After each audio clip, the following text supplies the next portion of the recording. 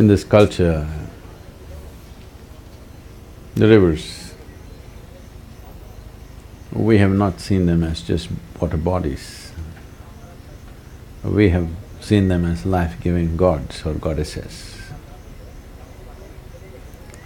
To a thinking mind, which can think only within the limitations of its logic, this may sound foolish or very rudimentary. While a river is a river, how is it a goddess?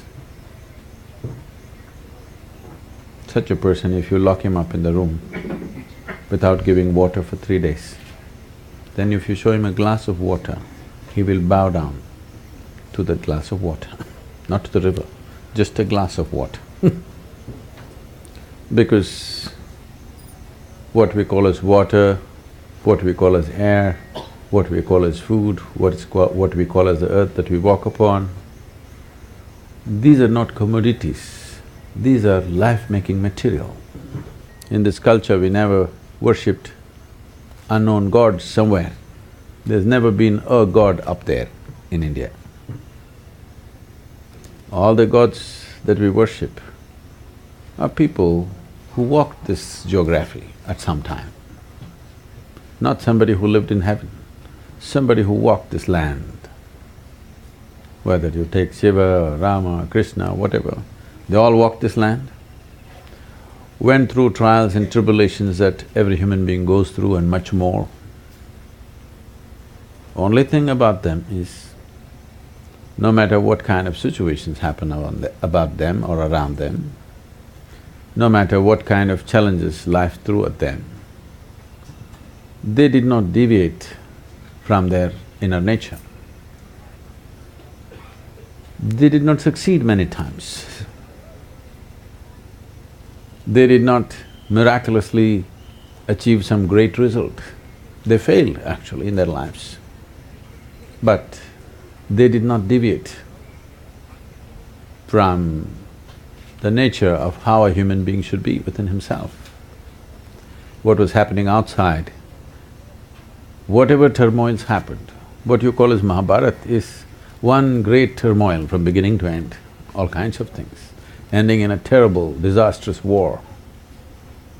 But still, one man remained untouched, actively involved, but untouched.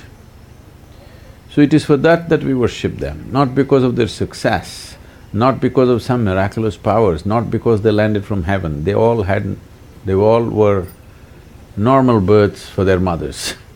Nobody landed from the sky.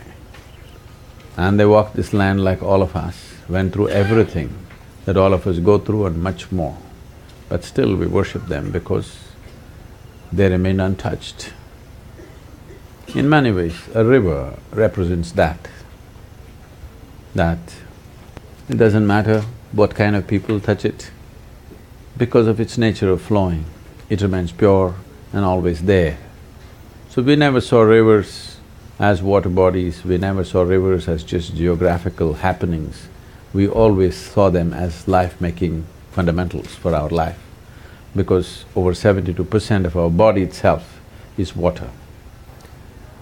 Over 70% of the planet itself is water.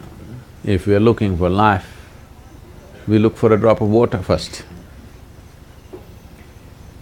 So having said this, the fundamental science about transcending or transforming human life is called Bhuta Shuddhi, that is cleansing of the 5 elements. This is a miraculous process in the sense, this whole universe, this body, this planet, this solar system, the whole universe, the variety of lives and forms everywhere, all this has been created just with 5 elements, not with 5 million, just 5. And how magically these 5 have come together in billions of ways, and one is absolutely unique compared to the other. And all of them have been made only with 5 elements. So, if one wants to transcend their own physical nature.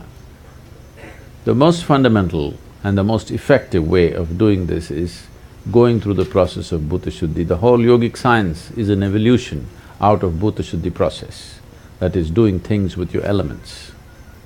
If you take charge of your elements, everything is in your realm, everything is in your control. Water is 72%, 12% is earth, 6% is air, 4% is fire, the remaining is Akash. If you take charge of these 4 elements or 5 elements for that matter, everything is in our control. One who masters 5 elements is considered master of the universe. Water is predominant because 72% is water. If we keep the waters in this body pure and good, health, well-being is simply taken care of.